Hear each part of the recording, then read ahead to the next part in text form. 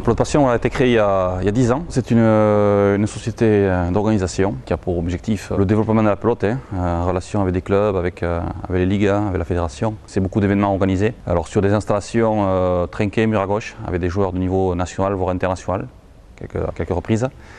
Et puis c'est aussi dans diverses spécialités. Et c'est aussi depuis 2 ans et demi des structures mobiles qu'on a créées, des frontons mobiles qui sont sur remorque, tout hydraulique, et qui sont amenés à faire la promotion de la pelote et je dirais même du Pays Basque, puisqu'on déplace ces structures sur des villes. Cette année on ira sur Salon de Provence, sur Calais, sur Cannes. Donc voilà, Pilote Passion c'est tout ça, de l'événement sportif et également de l'événement, on va dire, plus de promotion de la pelote.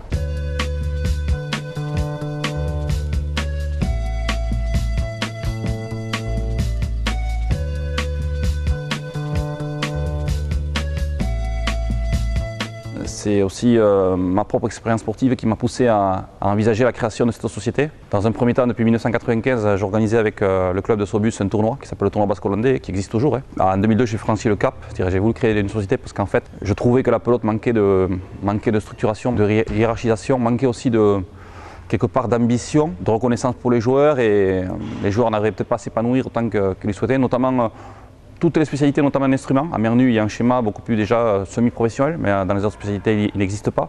Donc c'était l'envie vraiment de donner la possibilité à tous, d'où qu'on vienne en fait, du Pays Basque ou d'ailleurs, qu'on puisse vraiment pratiquer la pelote basque, la pratiquer pour s'épanouir, pour s'amuser et pour atteindre certains objectifs, parce que j'avais estimé que moi en tant que joueur, on m'avait empêché, si on peut dire, d'atteindre ces objectifs. C'est un peu dur, mais j'ai encore ce sentiment, c'est-à-dire que même si j'ai gagné la Coupe du Monde, mais j'ai l'impression que malgré tout l'entraînement que j'ai mis, à un moment donné, il y avait des barrières, et certaines barrières qu'on ne peut pas franchir.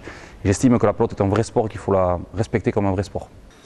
En coulisses, Christophe Dardy s'active, les yeux loin du jeu, mais dans les couleurs des tableaux de l'artiste Didier Sarcia, qui expose derrière le trinquet.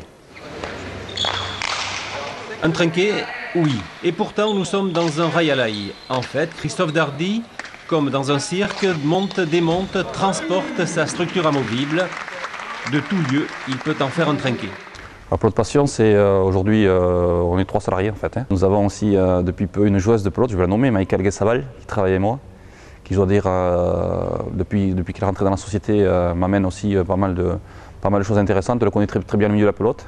Elle va s'occuper de toute la partie communication sur les événements, en amont et après bien sûr. Et voilà, tout le relais aussi avec les joueurs, les joueuses. Et ensuite une autre personne qui est ma sœur en fait, qui depuis peu travaille avec moi sur la partie plus réceptive. Voilà, et après on travaille avec quelques prestataires saisonniers d'été, également un animateur sportif, Thierry Toys, qui est aussi un ancien joueur de pelote, qui tout l'été propose quelques initiations sur la clientèle touristique notamment, sur des événements qu'on organise. Donc voilà, donc aujourd'hui Pilote Passion c'est ce développement-là. Le chiffre d'affaires de Pilote Passion en voisine, on va dire, est entre 250 000 et 300 000 euros. Avec Pilote Passion, on organise aussi de temps en temps quelques événements, quelques animations à destination des jeunes. Déjà, on a créé, avec la commission Mernu de la Ligue des Landes, on a créé depuis peu un centre d'entraînement. Dans certains niveaux, il y a des jeunes de qualité. C'est vraiment les prendre en main pour les amener à ce haut niveau. Et puis également, sur les événements, on organise plusieurs animations. L'idée, c'est aussi hormis bien sûr la création d'événements de haut niveau, c'est aussi faire la promotion de la pelote et permettre aux jeunes de pouvoir être impliqués dedans.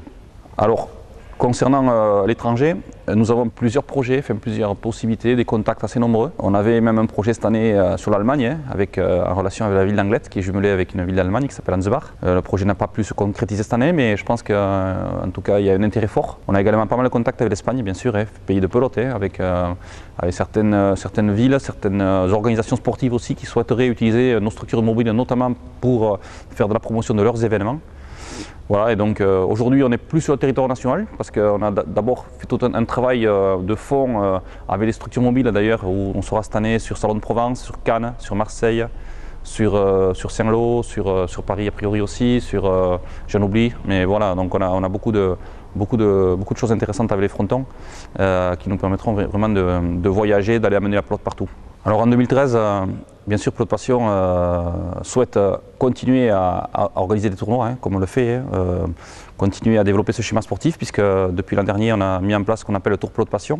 Le Tour Pilote Passion, c'est un classement des joueurs sur l'ensemble des compétitions qu'on organise, avec un Masters qui a lieu à Pau. Donc bien sûr, ça 2013, on souhaite le renforcer, continuer à communiquer, à bien communiquer, à faire que le niveau soit de plus en plus haut et proposer aux joueurs vraiment une ambition sportive. Et puis c'est toujours aussi bien sûr le renforcement de tout ce qui se passe autour des frontons. Il y a beaucoup d'animations dans les villes, on a déjà beaucoup de projets, beaucoup de villes qu'on n'a pas pu, sur lesquelles on n'a pas pu cette année mettre le projet en place, mais qui nous ont contactés.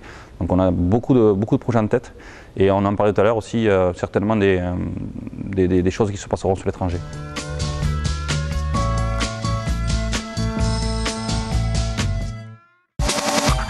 Made in ici avec ETPM, constructeur historique de réseaux électriques.